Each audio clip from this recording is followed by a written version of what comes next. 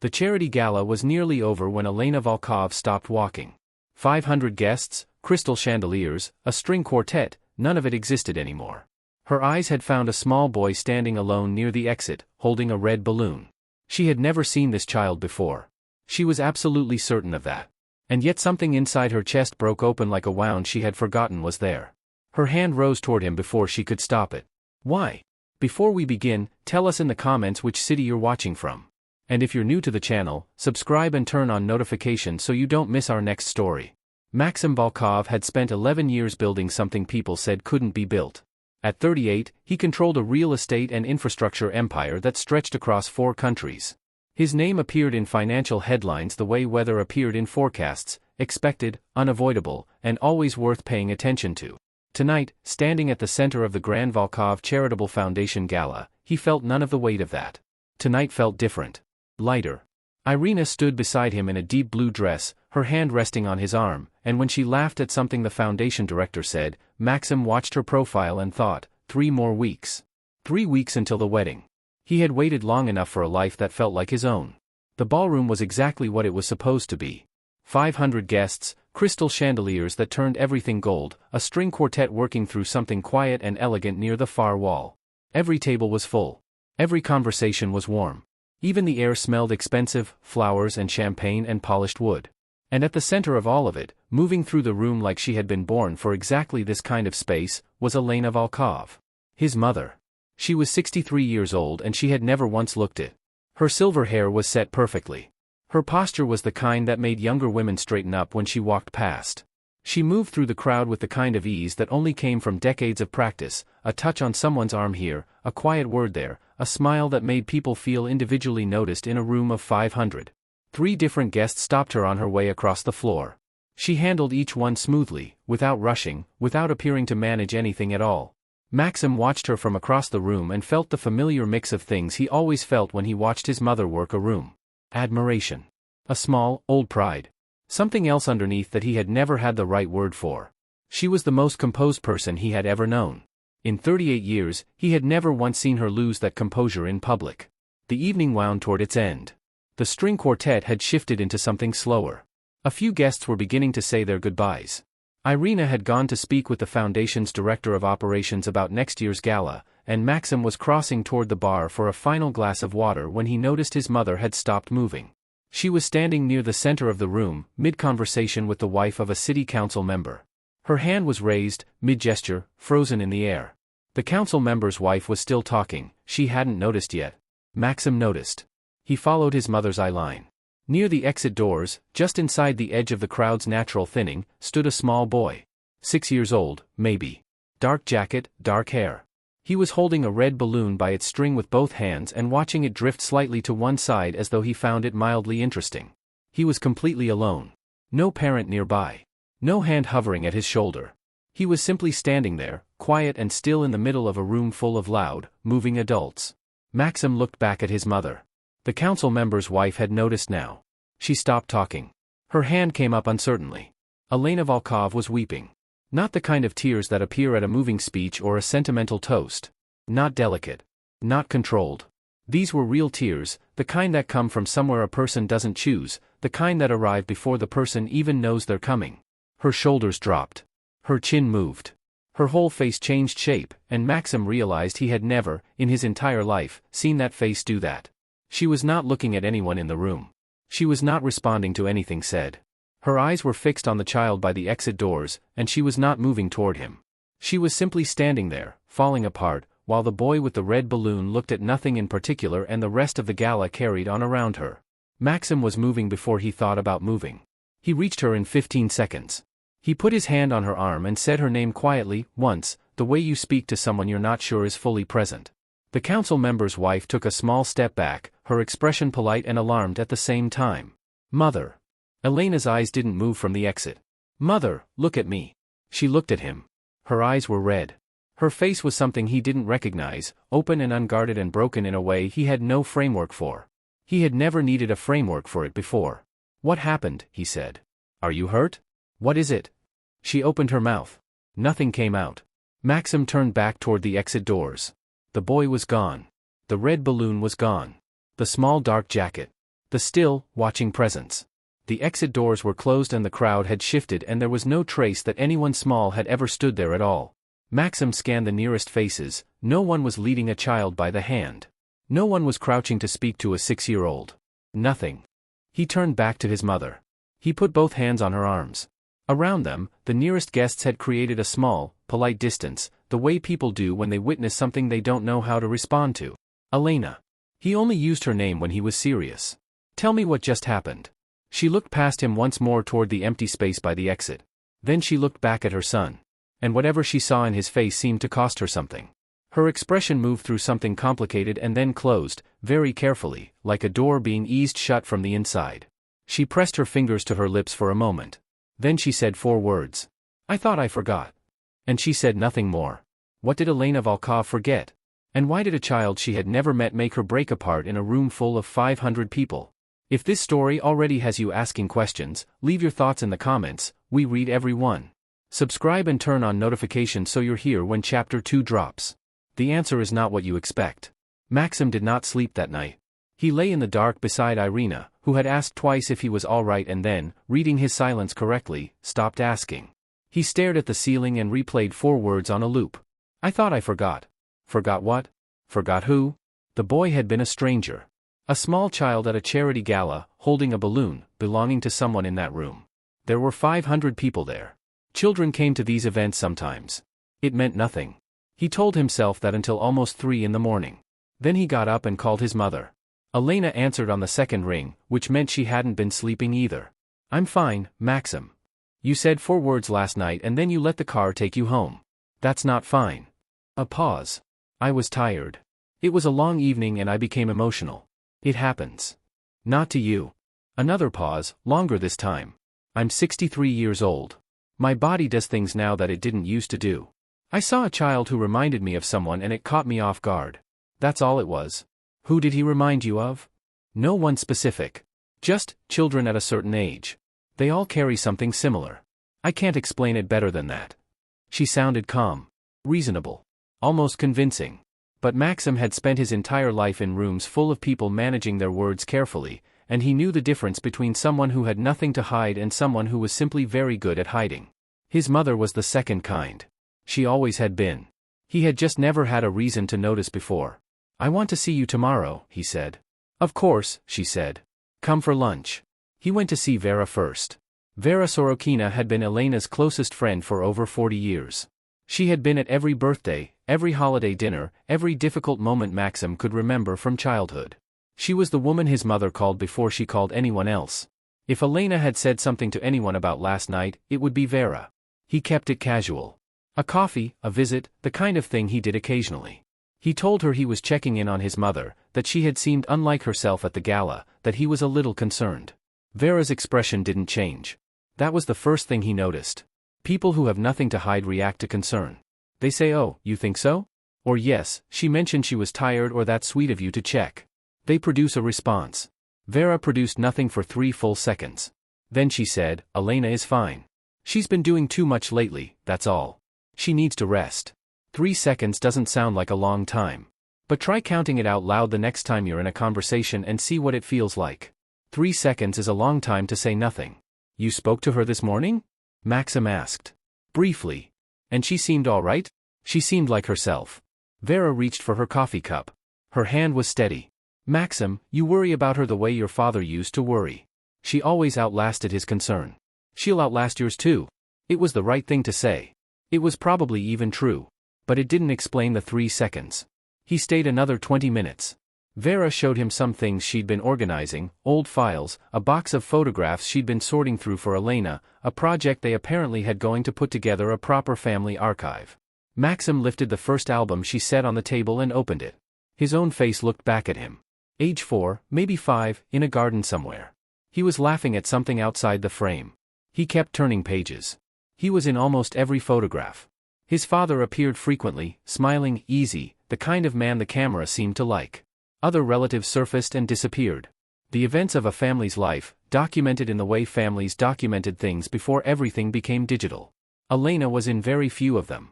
She appeared in birthday photographs, in the formal ones at Christmas, in a handful of moments that looked arranged rather than caught. But in all the casual pictures, the ones where someone had just grabbed a camera because something was happening, she was almost never there. And in the ones where she was not smiling. She was present. She was composed. She was always, perfectly, there. But she wasn't smiling. Maxim set the album down. He thought about the word Vera had just used. Outlast. What, exactly, had his mother spent all those years outlasting? He went to her house for lunch as planned. The meal was good. The conversation was easy. Elena had reset herself completely. She was warm, attentive, asking about the wedding plans, asking about Irina, asking about a deal he was finalizing in the spring. She was, entirely, herself. It almost worked. But at one point, while they were talking, Maxim needed to retrieve something he'd left in Elena's private study, a folder his assistant had sent to her address by mistake. He excused himself, crossed the hall, and pushed open the study door. He had been in this room hundreds of times. He had been in this room his entire life. He had never once, until this moment, noticed the drawer. It sat in the lower right section of her old mahogany desk. It was small. It had a keyhole, the old-fashioned kind, the type that meant the lock had been there since the desk was built. The brass around the keyhole was not dull the way the rest of the desk's hardware was dull. It was slightly more worn. As if a hand had touched that specific spot, regularly, for years. Maxim stood there for a moment. He picked up the folder. He returned to the dining room. He said nothing. That evening, he drove past his mother's house on his way home for no reason he could properly name. The lights in the study were on. He slowed slightly. Through the window, he could see her. Elena Volkov, composed, powerful, controlled, was sitting on the floor beside her desk. Not in her chair. On the floor. Her back was against the side of the desk, her knees drawn up slightly, and her hand was resting flat against the front of the locked drawer. She was not opening it. She was not reaching for a key. She was simply sitting there. Like someone keeping a very old company. Maxim drove on. He did not stop. He did not knock. But 20 minutes later, as he was parking outside his apartment building, his phone showed a notification. A missed call from Vera. He hadn't heard it ring. He called back. Vera answered immediately. "He's going to start asking questions," Vera said. She wasn't talking to him. Her phone had connected while she was mid-sentence, she didn't know he was on the line. Then Elena's voice, quiet and very clear, "He was always going to. I just hoped it would be after I was gone." The call clicked off. Maxim sat in his car in the parking structure with the engine off and the phone in his hand and the silence pressing in from every direction. After I was gone. Not after I was ready. Not after things settled down. Not even after the wedding. After she was gone. Whatever was inside that drawer, Elena Volkov had spent her entire life planning to carry it out of this world with her. And a 6-year-old boy with a red balloon had just made that plan fall apart. Maxim had built his empire on one habit: when something didn't add up, he kept adding until it did. He was at his office by 7 the next morning. His assistant, Dmitri, was already there. Maxim set his coffee down, pulled up the Gala's security access on his secondary monitor, and said 4 words. "Get me the footage." The boy appeared at the 9:47 timestamp. He came through the east entrance, the secondary entrance, the one guests used when they didn't want to be seen arriving. Maxim watched the footage 3 times. The boy was holding the red balloon then too, even at the door. He walked in the way small children walk in unfamiliar places, carefully, close to the adult beside him, looking at everything with wide, steady attention. The woman with him was young. Late 20s, maybe 30. Dark hair pulled back. She walked quickly, kept her head slightly angled away from the entrance camera, not dramatically, not obviously, but consistently. The way someone walks when they know where the cameras are. She signed the guest register under the name Anna Petrov. No contact information. No organizational affiliation. The foundation staff had not flagged it because the registration desk was overwhelmed at that hour and Anna Petrov had smiled and thanked them and moved on before anyone thought to look twice. Dmitri ran the name through every database they had access to. Anna Petrov pulled up 47 results in the city alone. None of them matched the woman in the footage. The name was false. Maxim rewound to the clearest frame, 9:51, near the coat check, the boy standing still while the woman spoke to an attendant. The image was sharp enough. He studied the boy's face. 6 years old. Dark hair. A serious expression for someone his age, the kind that appeared when small children were trying very hard to behave in a place that required it. And then Maxim saw the pin. It was on the boy's jacket lapel. Small. Round. The kind of brooch that had no business being on a child's clothing, old-fashioned, ornate, clearly not made recently. A dark blue enamel center rimmed with what looked like small braided metalwork. Maxim had seen it before. He was absolutely certain of that. He sat with it for almost a minute, staring at the still frame, pulling at the edges of the memory. It wouldn't come. The recognition was there, solid, specific, but the context was gone. Like a word he couldn't place in the right language. He printed the frame. He set it face down on his desk. He needed to move forward. Dmitri found the real identity of the woman by noon. Her name was Sophia Marsh. 29 years old. She had worked for the past 2 years at a mid-sized non-profit called the Nadezhda Foundation, which distributed educational resources to underfunded schools in the region. Mid-level administrator. Unremarkable professional history. No connection to any Volkov business interest. No connection to any known associate. No social media presence beyond a basic professional profile that hadn't been updated in 8 months. No connection to his family. None that showed, anyway. Maxim went to the Nadezhda Foundation's office that afternoon without calling ahead. The receptionist at the front desk looked up when he gave his name and produced the specific expression people produced when they hadn't expected someone of his profile to walk through their door. She picked up the phone to call Sophia's extension. She put it down again a moment later. "I'm sorry," she said. "Sophia Marsh is no longer with us." "Since when?" "Since this morning." The receptionist was clearly uncomfortable. She submitted her resignation by email last night. I'm sorry, we don't have any forwarding information." Maxim stood at the reception desk for a moment. The morning after the gala. She had resigned the morning after the gala. Her desk, when the receptionist quietly confirmed it, had already been cleared. Not packed, cleared. There was nothing left on it. No personal items. No trace. Sophia Marsh had not quit. Sophia Marsh had run. He went to his mother's house that evening with the printed still frame in his jacket pocket. Elena was in the sitting room. She had a book open on her lap that she set aside when he came in, and she looked at him the way she always looked at him, warm, attentive, completely in control of what her face was doing. Maxim sat across from her. He did not waste time. "I pulled the gala security footage," he said. "The boy came in with someone. I found out who she is." He reached into his pocket and set the printed frame on the table between them, face up. "Her name is Sophia Marsh." Elena looked at the photograph. It lasted less than 2 seconds. Less than one breath. Then her expression resettled and she looked back at Maxim with calm, steady eyes. But Maxim had been watching for it. He had been watching very carefully. And in that fraction of a second before the reset, something had moved across his mother's face that she had not intended to show. Not recognition exactly. Something older than that. Something that looked almost like the specific pain of hearing a name you had spent a long time not hearing. "I don't know her," Elena said. Her voice was level. Her hands, resting on the arms of her chair, were still. "She resigned the morning after the gala," Maxim said. "Cleared her desk.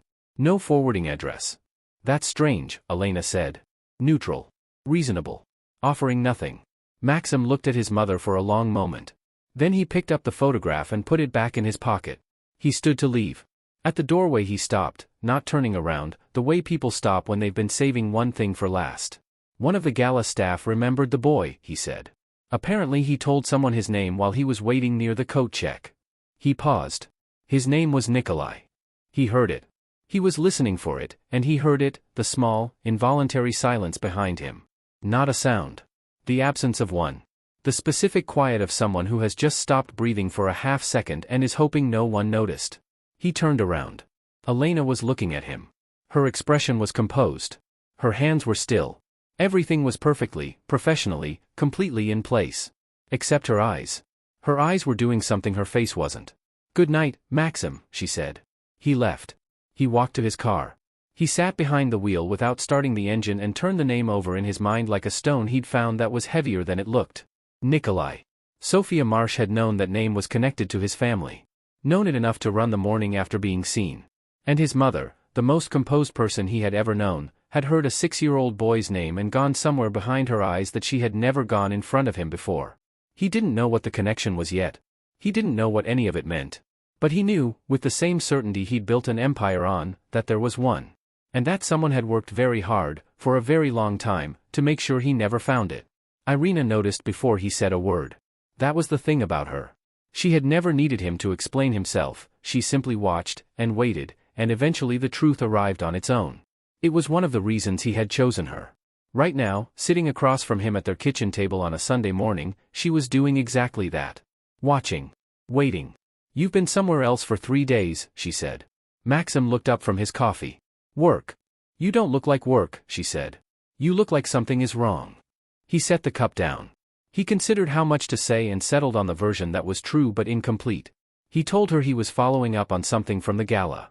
A small inconsistency. Someone who attended under a false name. Probably nothing. Irina listened to all of it. She didn't interrupt. When he finished she was quiet for a moment, and then she said, "Is this about your mother?" He didn't answer fast enough.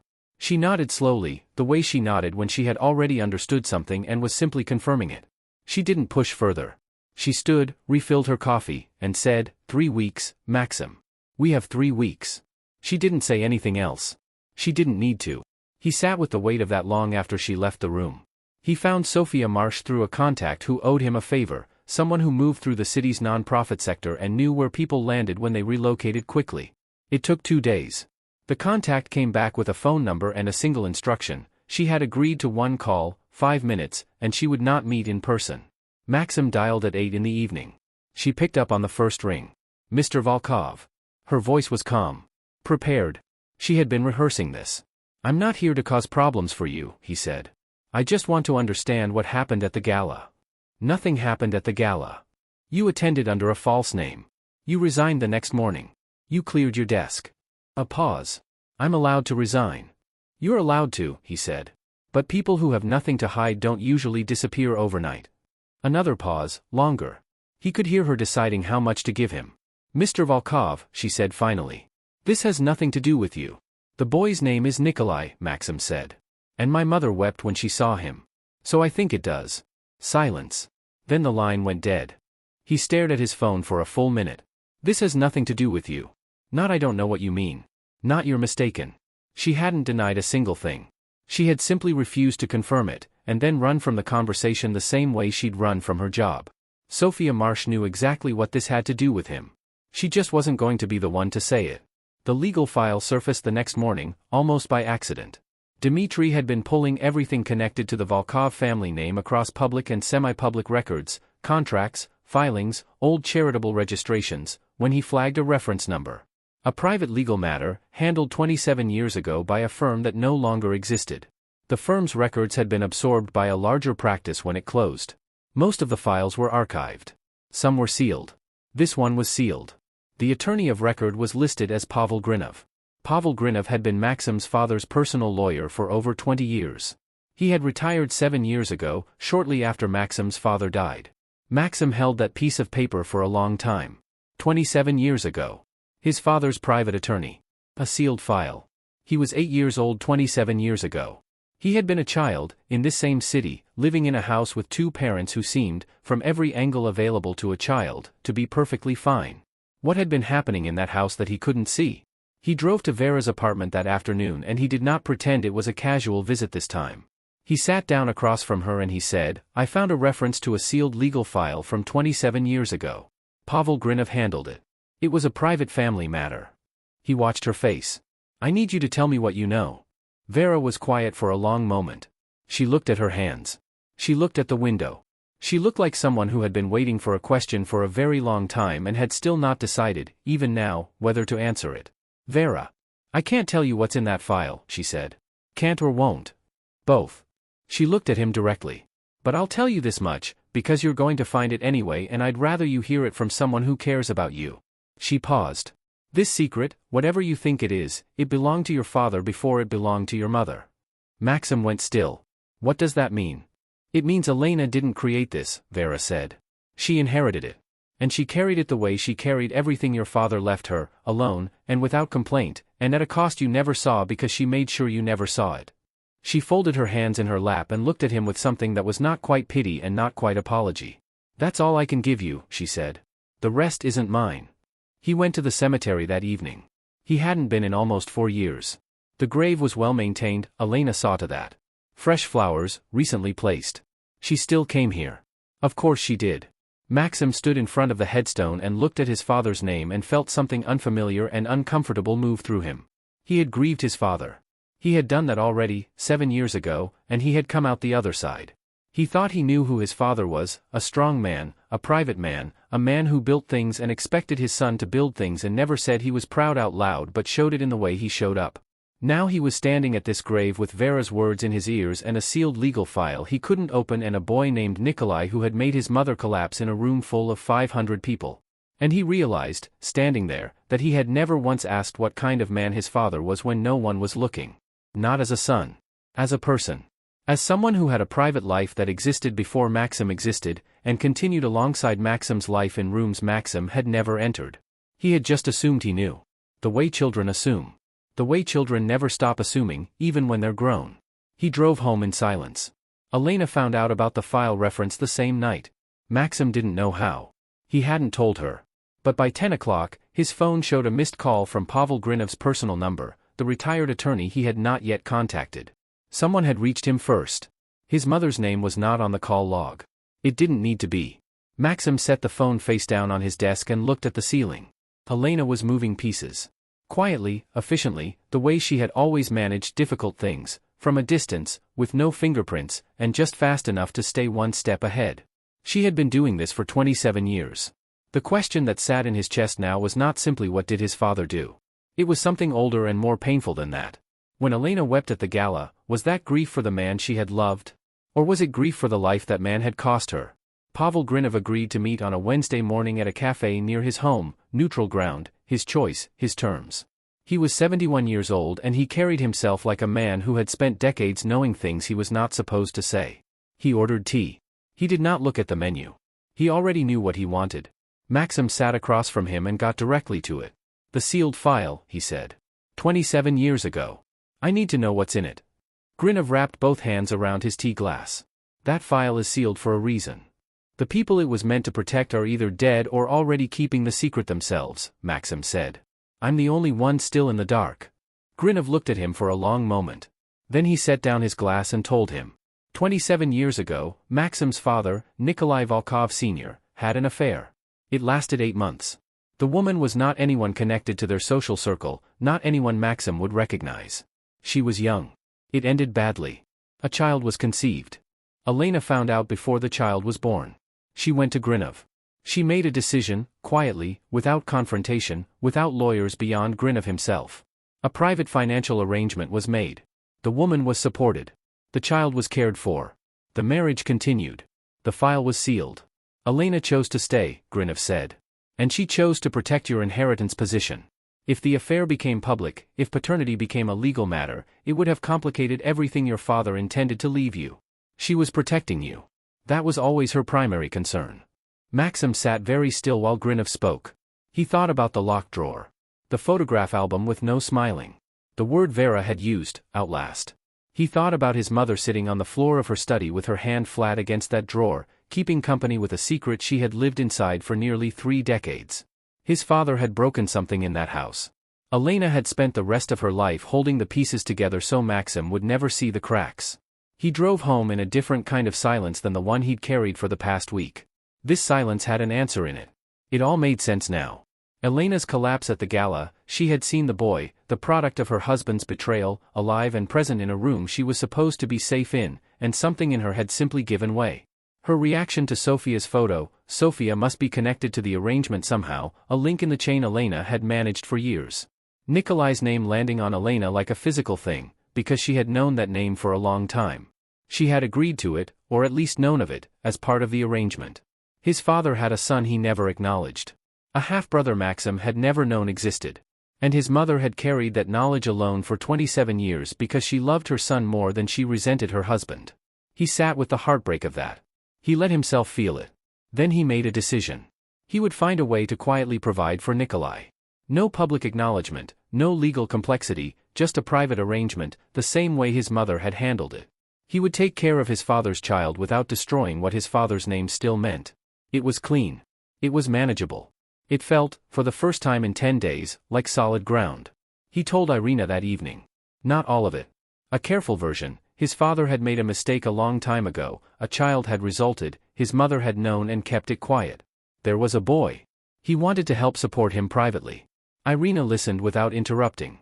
When he finished she was quiet for a moment, and then she said, "That explains a lot about her." It does, he agreed. She reached across the table and took his hand. You're doing the right thing, she said. Taking care of him.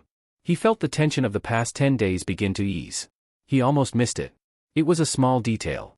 The kind that only surfaces when a person is already relaxing, already closing a door in their mind.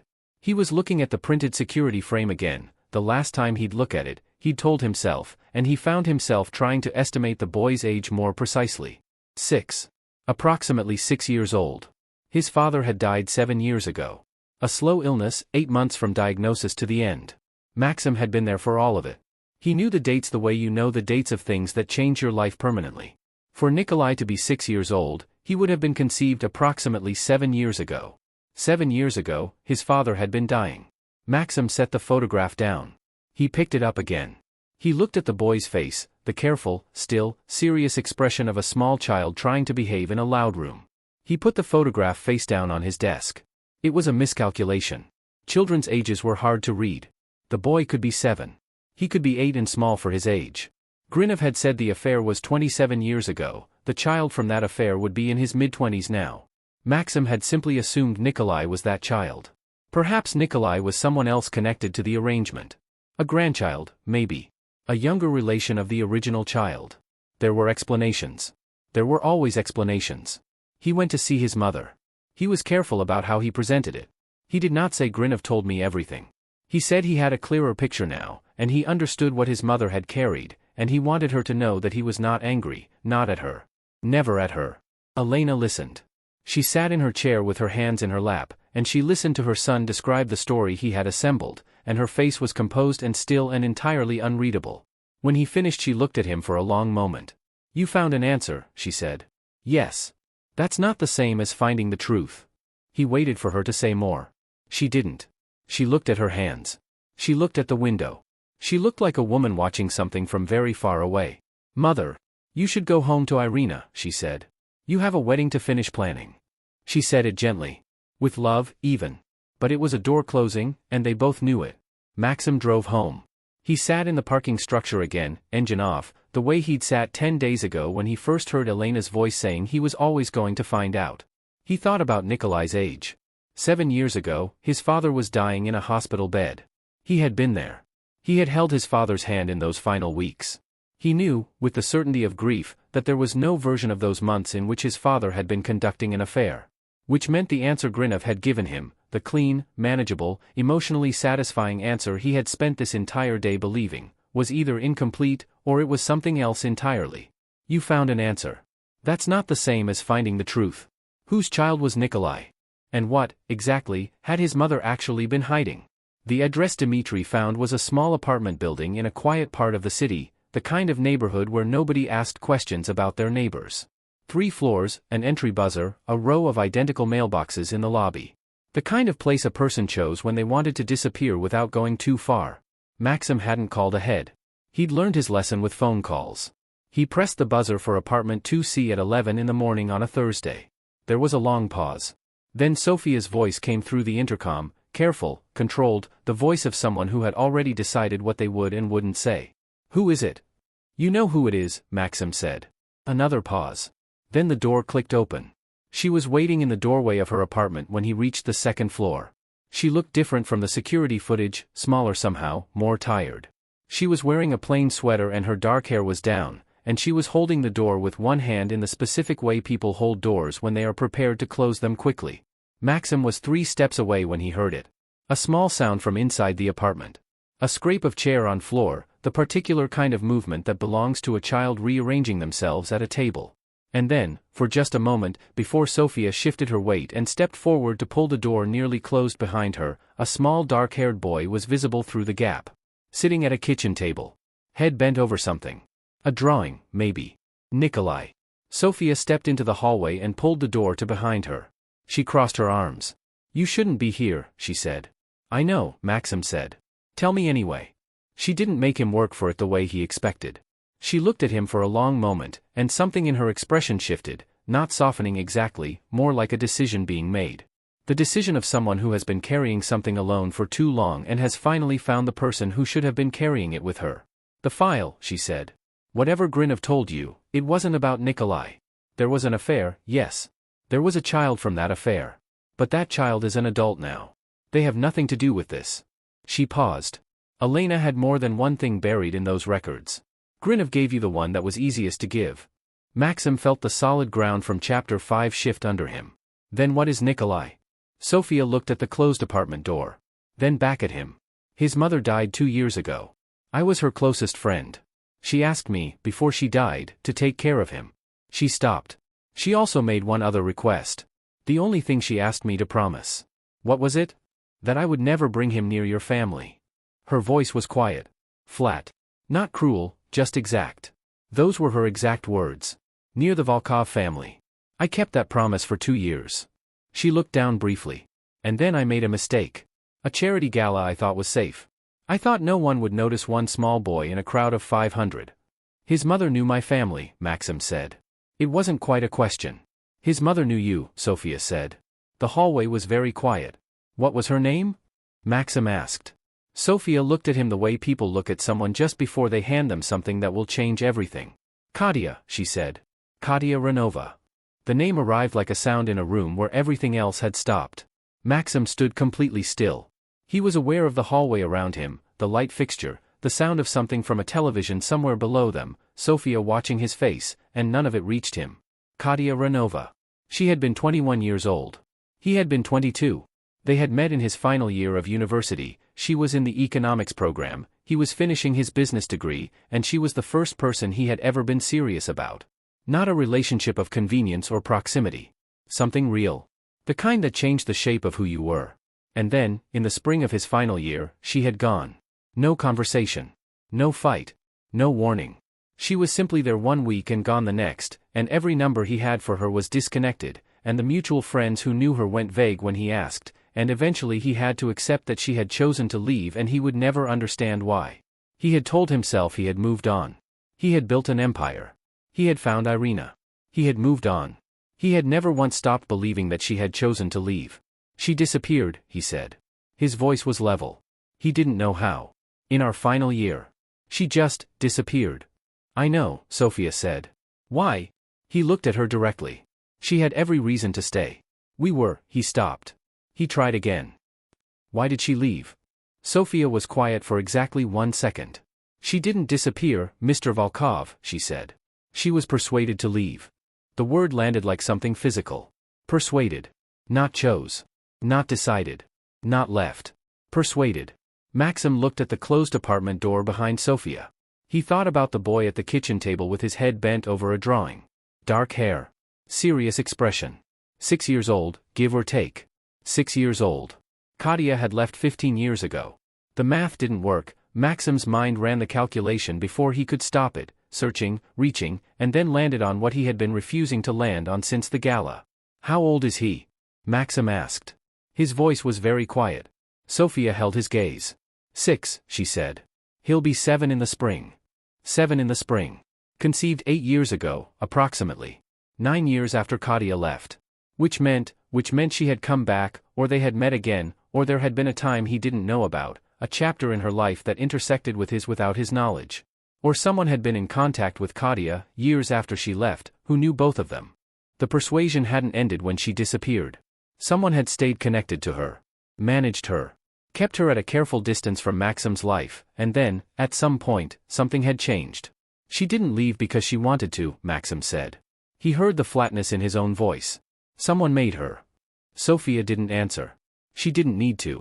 Behind the apartment door, there was a small sound, the scrape of a chair again, a child shifting, going about the quiet ordinary business of being 6 years old while the world rearranged itself on the other side of the wall.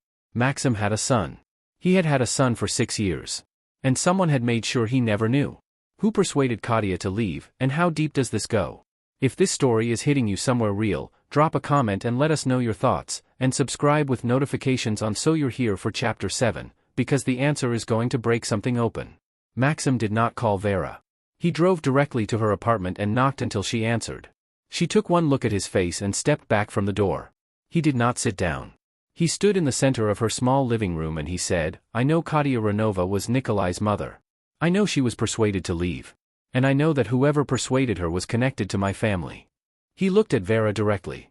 So I am going to ask you once, and I need you to tell me the truth. Not what you think I can handle. The truth. Vera sat down slowly in her chair. She looked older than she had a week ago. She looked like someone who had been waiting for this moment for a very long time and had hoped, each year, that it would not come, and had known, each year, that eventually it would. Elena arranged it, she said. The room went very quiet. She believed Katia was wrong for you. Not a bad person, Elena never said that. But wrong for the life she could see ahead of you. You were 22 years old and you were on the edge of everything, and Elena was afraid that Katia would anchor you somewhere smaller than where you were supposed to go. Vera's hands were folded in her lap. She made contact with Katia privately. She offered her money. Enough to start a real life somewhere else. She told Katia that she would never be what you needed. That staying would only hurt you both eventually. Maxim said nothing. He was very still, the way buildings are still just before something structural gives way. Katia accepted the arrangement, Vera said. She was 21. She was frightened and she was young, and Elena can be very convincing when she believes she is right. She paused. She paid for Katia's relocation. Her rent for 3 years. Her silence. She bought her, Maxim said. She believed she was protecting you. She bought her, Maxim said again. Flat. Final. Vera did not argue with that. Did she know about the pregnancy? Vera looked at her hands. She says no. She has always said no. A long pause. I believe her. But I also know that Elena had resources and connections that could have found out, if she had looked. I don't know whether she looked. She looked up. That is the honest answer. I don't know. Maxim picked up his jacket from the back of the chair where he'd dropped it. He walked to the door. Maxim. Don't, he said. Not angry. Just done. He left.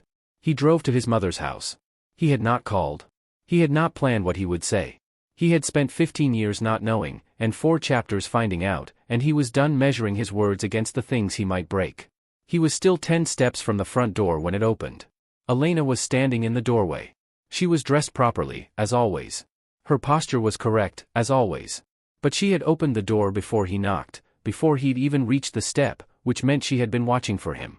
Which meant she had known he was coming. Which meant she had already spoken to Vera. They looked at each other from across the threshold for a moment. Come in, she said. They sat in the same sitting room they had always sat in. The same chairs. The same lamp. The same family home that Maxim had grown up inside without knowing what it was built on. He did not speak first. Neither did she. The silence stretched for a long time, the kind of silence that has weight, that presses down on both people inside it equally. Then Maxim asked the question he had been carrying for 15 years without knowing he was carrying it. Why did you make her leave? Elena looked at her son. Not through him. Not past him. At him. The way she had looked at him his whole life, with that particular quality of attention that had always made him feel, even as a child, that he was the most important thing in whatever room she was in. Because I was afraid, she said. Because you were 22 years old and you were extraordinary and I could see what you were going to become, and I was afraid that you would give it all up for someone who. She stopped. She started again. I was wrong. I knew it before the first year was out. I have known it every year since. You bought her silence. Yes. You told her she wasn't good enough for me. I told her she wasn't what you needed. I believed that. A pause. I was wrong about that too. Maxim leaned forward. Did you know she was pregnant? Elena met his eyes. No. Clear. Immediate. Maxim, I did not know. If I had known, she stopped. There is no answer I can give you for that which will feel like enough. But I did not know. He studied her face. He had been reading that face his entire life. He looked for the particular stillness she deployed when she was managing the truth. He didn't find it. He found something else instead, something he had almost never seen there. Genuine fear. Not of him. Of what came next. His phone rang. Irina's name on the screen. He almost let it go. Then something made him answer. Maxim. Her voice was careful. Precise. The voice she used when she had information she wasn't sure how to carry. I need to tell you something. I've been running some searches the past 2 days. I know I should have talked to you first, but I was worried and I. Tell me, he said. I found Nikolai's birth certificate. The father line is blank. Listed as unknown. A pause. But there was a hospital admission for Katia Renova 2 years ago. The year she died. Her emergency contact on file, another pause. Irina. It was Elena, she said. Your mother was listed as Katia's emergency contact. 2 years ago. While Katia was dying. Maxim looked across the room at his mother. Elena was watching him. She had not moved. She had not looked away. And in her eyes was the answer to the question Irina had just handed him, the confirmation that she had known, that she had been there, that for 2 years she had quietly watched over a boy she had never told her son existed. She knew, Maxim said. Not to Irina. To Elena. Elena did not deny it. The room was very quiet. 2 years, Maxim said. His voice was low. Even. The particular flatness of a person who has moved past the point where anger feels like enough. You knew for 2 years. Yes, Elena said. And you said nothing. No. Why? Elena looked at her son, her composed, powerful, controlled son who had built an empire out of certainty, and for a moment her face showed him something she had never shown him before. Not guilt alone. Something more complicated than guilt. Something that looked almost like the particular pain of someone who made a choice they believed was right, watched it prove wrong, and then made another choice they also believed was right, and were no longer sure about that one either. Because I didn't know, she said quietly, if knowing would have saved you, or only cost you more. The silence that followed was the longest one yet. And Maxim sat in his childhood home, in his mother's sitting room, with the weight of 6 years pressing down on him from every direction, and tried to decide whether what Elena had just told him was the reason, or just another door she was standing behind. If you've made it to chapter 7 and you still can't tell whether Elena was protecting Maxim or protecting herself, drop your theory in the comments. Subscribe and turn on notifications, because chapter 8 is where everything breaks open. Elena did not make him ask again. She stood up from her chair, crossed to the window, and stood with her back to him for a moment, not to avoid him, he understood that now. To find the right place to begin. The place where the real story started, before she had shaped it into something manageable. Then she turned around, and she told him everything. Katya came to me, she said. Not the other way around. Maxim went still. She was 3 months pregnant. She had known for 4 weeks and she had told no one. Not her friends. Not her family. Not you. Elena's voice was level. She was not performing composure this time, she was simply speaking the truth the way you speak it when you have rehearsed it in silence for years and finally run out of reasons not to. She came to me because she didn't know what else to do. Why you? Maxim said. Because she was frightened. And because she had been watching you for 2 years and she could see what you were becoming. She could see the trajectory of your life, the direction, the scale of it, and she came to me and she said she didn't know if she could be part of that world. Elena paused. She didn't say she didn't love you. She said she didn't know if she was strong enough for the life that came with you. And she didn't know if keeping the child would hold you back from everything you were supposed to reach. The room was quiet. She was 21 years old, Maxim said. The flatness in his voice was not anger. It was something beyond anger.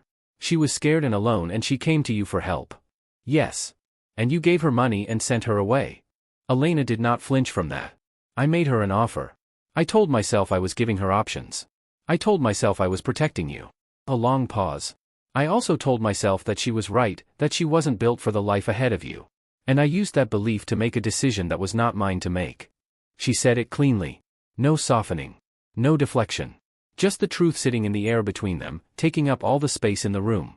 Maxim thought of Katya at 21, her laugh, the way she always had a book in her bag, the way she had looked at him the first time like she was still deciding whether he was worth trusting.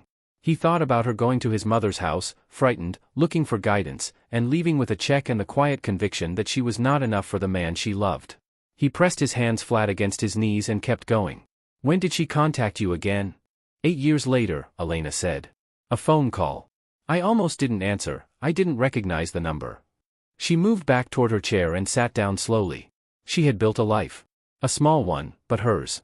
She was working, she had friends, she had Nikolai. She didn't call to accuse me. She called because she was ill. And she had no one else. Maxim looked at his mother. She had a son, he said. My son. And she called the woman who paid her to disappear. Yes. Elena met his eyes. Because I was the only person she knew who understood what Nikolai's life could become if something happened to her. She needed to know he would be safe. She wasn't asking me to tell you. She was asking me to make sure he wouldn't disappear entirely if she was gone. And you agreed. I helped pay for her treatment.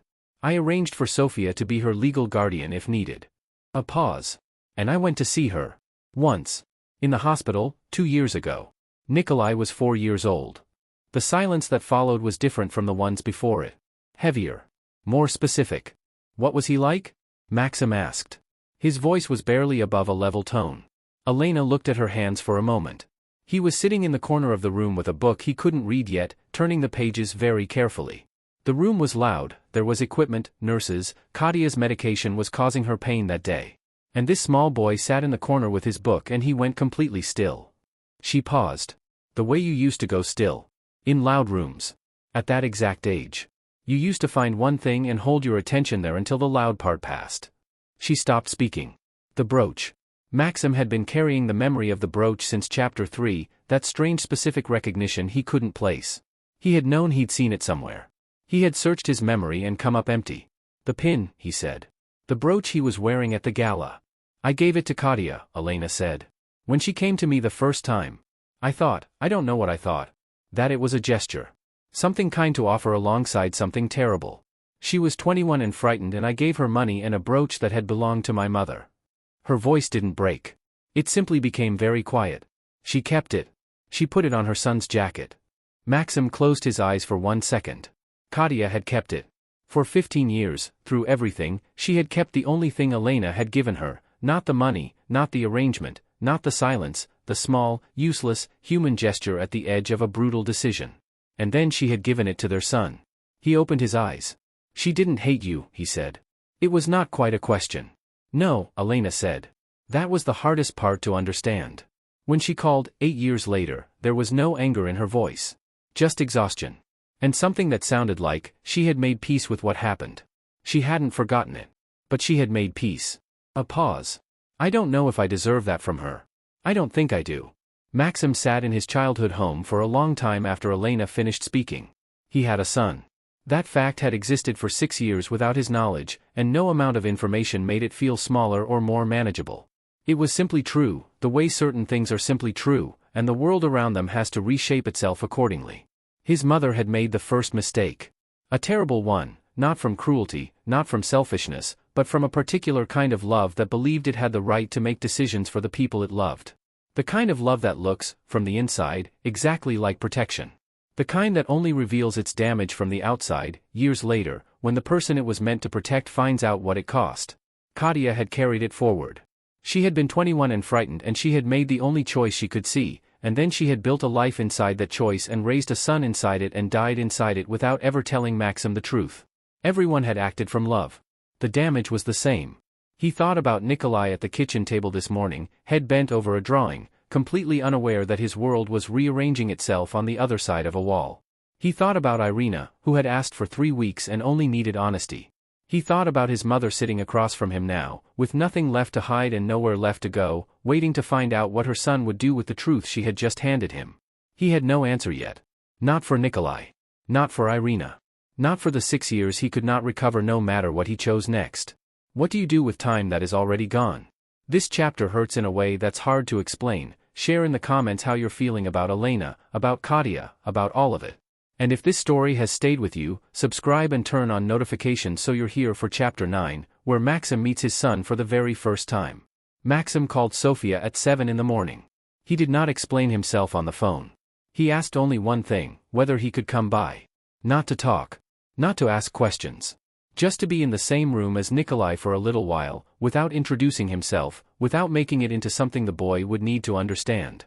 There was a long silence on the line. Then Sofia said, 1 hour. And if he seems uncomfortable, you leave. Yes, Maxim said. He arrived at the apartment building with nothing. No folder, no legal paperwork, no plan.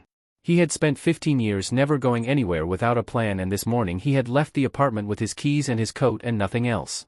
Sofia opened the door before he knocked, the way Elena had opened her door 2 days ago.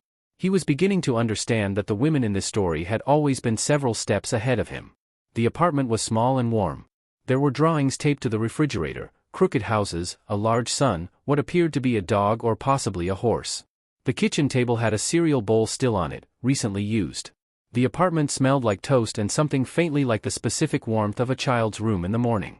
Nikolai was on the floor of the living room with a set of wooden blocks, building something that had structural ambitions beyond its current engineering. He looked up when Maxim came in. He looked the way children look at unfamiliar adults, assessing, briefly, then returning to what mattered.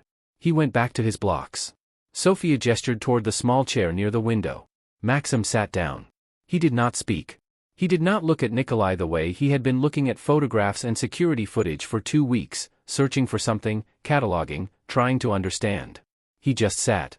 The apartment was quiet except for the sound of wooden blocks and the street outside. Maxim watched his son build. About 20 minutes in, Nikolai's construction project collapsed. He sat back and looked at the wreckage with the specific resignation of a 6-year-old who has decided this was inevitable and is not particularly upset about it. Then he looked at Maxim. "Are you Sophia's friend?" he asked. "Something like that," Maxim said. Nikolai seemed to find this acceptable. He started sorting through the blocks again, picking out the ones he wanted. Then, without looking up, without any particular weight in his voice, the way children ask things that split the world in half, he said, "Do you know where my mom went?" The room went very quiet. Maxim had managed 2 weeks of this. He had held himself together through security footage and sealed legal files and confrontations and revelations and the particular specific devastation of Chapter 8. He had kept his voice level and his face composed and his hands still. He sat in a small wooden chair in a warm apartment and looked at a 6-year-old boy arranging blocks on the floor, and he came extremely close to not holding together. "No," Maxim said. His voice was steady. It cost him something he couldn't measure. "I don't." Nikolai nodded slowly, the way children nod when they have asked a question enough times to know that the answer is always going to be some version of no or I don't know or the particular adult silence that means the same thing. "Sophia says she went somewhere good," Nikolai said. Still not looking up. "But she can't come back." "That sounds right," Maxim said. Nikolai placed one more block carefully on top of his new structure. He examined it. It held. He looked up at Maxim with the brief satisfaction of a small person whose engineering has succeeded. Then he went back to his building. Maxim drove home slowly. He had spent 11 years building an empire. He had always told himself, when people asked, when journalists asked, when Irina had asked early in their relationship what drove him, that he built because he loved building. Because he had his father's instinct for it. Because he could see structures where other people saw empty space. Sitting in his car outside his apartment building, he understood for the first time that this was not entirely true. His father had been a man carrying secrets that Elena had buried alongside her own. His father had been a man Maxim had spent his whole life trying to be worthy of, trying to build something large enough, solid enough, impressive enough that his father would look at it and look at him and the look would mean what Maxim needed it to mean. His father had been gone for 7 years. He had been building for a dead man's approval, and he had never once admitted that to himself. He thought about Elena at the gala, that moment of total collapse in a room full of 500 people. He had spent 2 weeks believing that collapse was grief. Guilt. The weight of what she had done wrong finally becoming too heavy to carry. Now he understood it differently. Elena had looked across that ballroom and seen Nikolai standing near the exit, alive, present, whole, and she had felt something much more specific than guilt. She had felt the particular terror of someone who has executed a plan perfectly and only in that moment fully understood what the plan had cost. She had kept Nikolai safe. She had kept him separate. She had kept him and Maxim on opposite sides of a wall for 6 years, managing it cleanly, doing what she believed was right. And then the boy had walked into a room she was in, and she had seen him, and she had realized all at once that her protection had been so complete, so thorough, so effective, that a child had grown up entirely alone from the family he belonged to. She hadn't been weeping for what she had done wrong. She had been weeping because she had done it right. And right had turned out to be the same thing as wrong, just more organized. Irina was home when he got back. She was sitting at the kitchen table with her coffee, not doing anything, which meant she had been waiting. She looked at him when he came in, at his face, his coat, the particular way he was carrying himself, and she seemed to understand most of it without him saying a word. "How was he?" she said. "Small," Maxim said. "He's very small." Irina looked at her coffee cup for a moment. Then she looked back at him. "Maxim," she said. Her voice was quiet. Not cold. Not angry. The voice of someone who had made a decision about how they were going to say something difficult and was now saying it. "I need to know who I'm marrying. The man I said yes to, I know him. I love him. But I need to know if he's still the one standing in front of me or if someone else is becoming." She paused. "I'm not asking you to choose. I'm asking you to be honest with me about what's happening to you. Because I can wait. I will wait. But I won't wait in the dark." It was the most direct thing she had ever said to him. He sat down across from her. He put his hands on the table. "I don't know yet who I'm going to be on the other side of this," he said. "I know I have a son. I know I want to know him. I know I don't want to do it the way everyone else in this story has done everything, in the dark, alone, convinced it's better for everyone if they just manage it quietly." He met her eyes.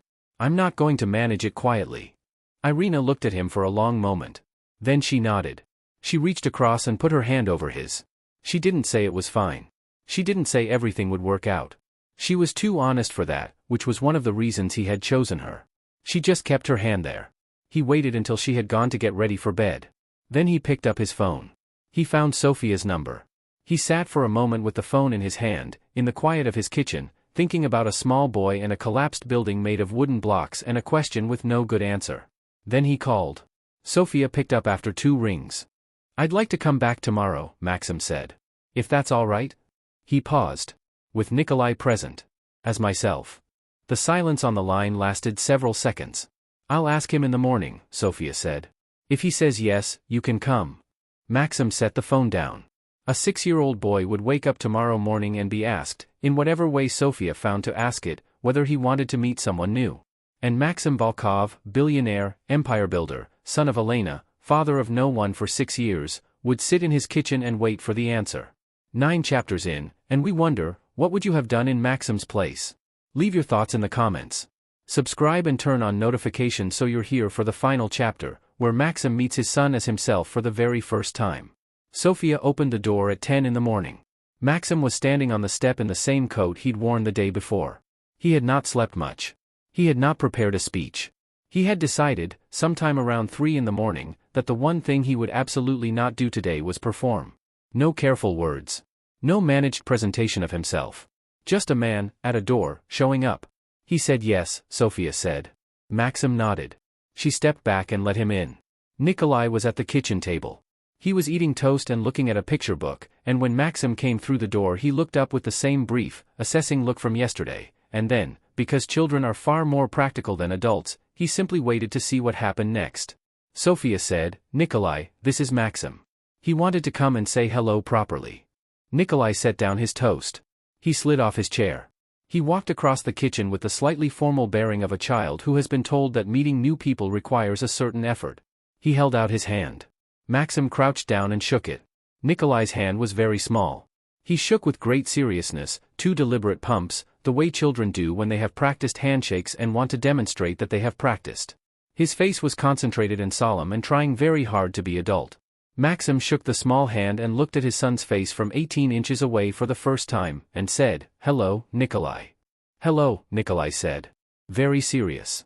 Very formal. Then he climbed back onto his chair and picked up his toast again.